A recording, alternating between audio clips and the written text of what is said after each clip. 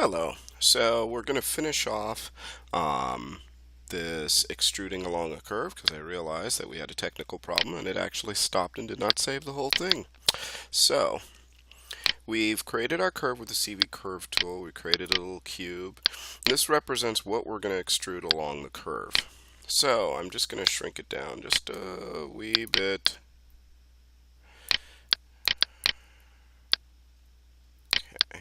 And what I want to do is go into my orthographic view, and I want to set this little guy up so that it is right where that first point of the curve I created started. Now once it's lined up there,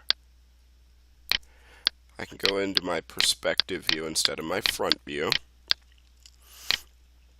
And what I want to do is I want to select the face that I'm going to extrude along the curve, and then shift select the curve itself. So I've got the curve and the face selected. I'm going to zoom out, and I'm just going to do an extrude. Now when you notice, this looks kind of weird because it basically has no divisions. It took the straightest route, and remember, without the edges it can't actually give me a good change. It's not going to actually go across this curve, so I have to actually add, click on the name, left mouse drag, and add divisions, and now we can see that it's starting to actually really form to that curve. And I could actually go in, say 30 divisions to round it off a little bit more, and that looks pretty great.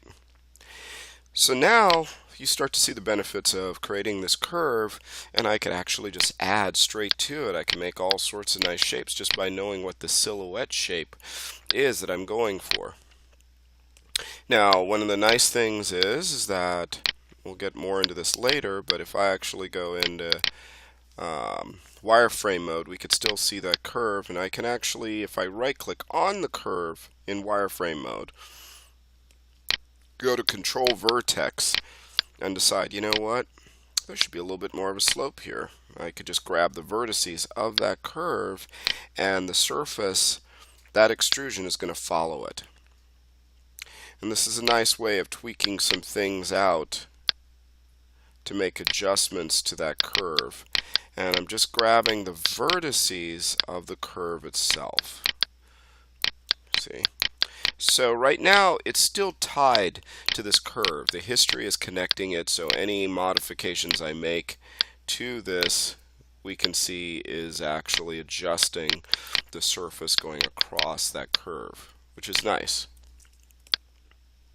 Don't worry about it being too boxy. We're going to hit smooth a little bit later. So I have this, and I've got my silhouette, but I don't have any depth to it.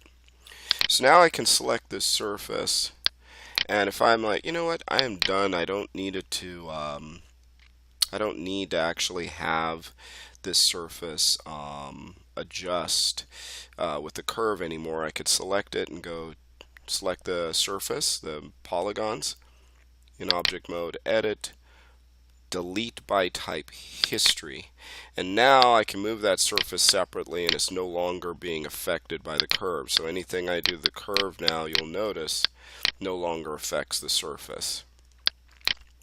But I do want to keep this curve around for a second. So I'm going to take this, and what I'm going to do is I'm going to actually extrude this out some to the width of the chair that I would want it to be. Now this, if I press 3 to see what it would look like smooth, it thins out a lot, but you can see it gives me a nice little tweak to it. Now I'm going to press 1, go back in, and I'm also going to turn on my wire shaded mode. And let's say we wanted it to be a little bit more detailed than that. Okay. So I'm going to go in. I'm going to go to my Insert Edge Loop tool, and this time I'm just going to go in. I double clicked on it right here. Whatever tool I've selected highlights here. And I'm just going to change its properties so I can add some extra divisions in there. And I want to add, let's say, 7 divisions. I'm just going to click, boom. 7 divisions, and I'll set this afterwards back to relative so I can just put them in one by one as I need them. Okay. And the reason I do that is because now, if I choose my move tool, and let's say I just select a few points like so, back and front, and I press B, which is my soft select.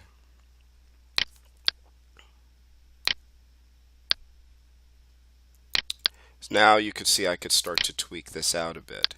Now, depending on which areas I have, I can really start to shape this a little bit more. And give it more of an organic, molded shape. And this is, of course, going to be very relative to, I could straighten that out or just cut down the number, like how far the influence actually is. But what you can see is that I actually have the ability of just making this guy a lot more shapely. And I could just go in at this point and just add,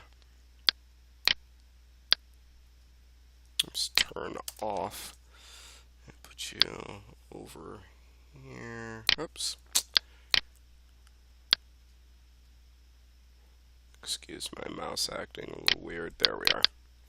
And the reason I do that is now if I actually go in, press 3, it retains the sides just a little bit easier. And that looks actually kind of nice. And then the last thing, I mean, I could tweak that out. I could duck this in a little bit more, make it more shaped so it looks a little more comfortable. If I felt like, wow, that's just a little, needs a little extra frame, then I could actually go in, create polygon, cube again. And I'm going to bring that cube right to where my curve starts again.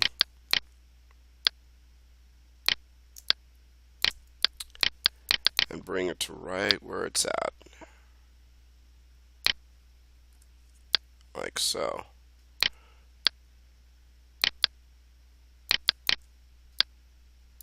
And I'll show you one last thing. So I'm going to go face, select the face, shift select the curve, and I'm going to do it again. I'm going to extrude,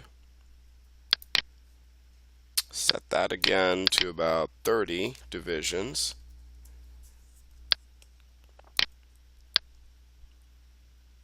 Oops. Okay. Keep faces together on. Yes, please. Accidentally switched that. That's a no-no. And I'm just going to smooth this. So if I go to my modeling menu, mesh smooth, which is the permanent version of 3. Now I could have used a cylinder, and that's fine. This gives me a nicer little cap that keeps things in quads, and it gives me what I need. So I could just now go here, stick that on the side, dupe that, bring it to the other side. And we see here, if I actually use my soft select,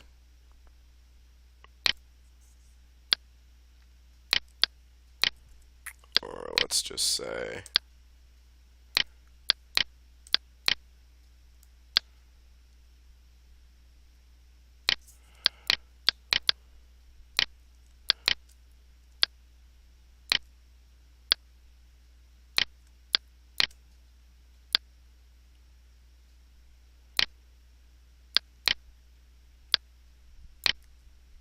and just depending on how much of an influence I want,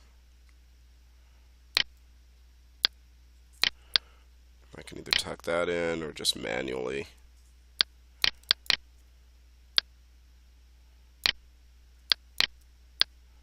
pull that in as I need it, like so, and do the same for the other side. But now, let's turn that off, And you'll see I've got a nice little frame. This could be a separate material, like chrome or like aluminum or, you know, some sort of brushed metal, and then this would be something else.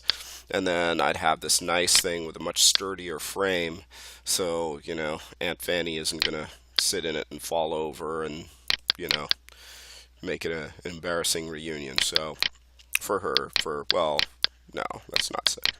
But in either case, Fanny is safe, furniture is safe, everything's safe, and it looks good. And then all I have to do is, like, I do that same tweak to the other side. We grab both of these, combine them, center pivot point, make sure it's there, and then we're all set.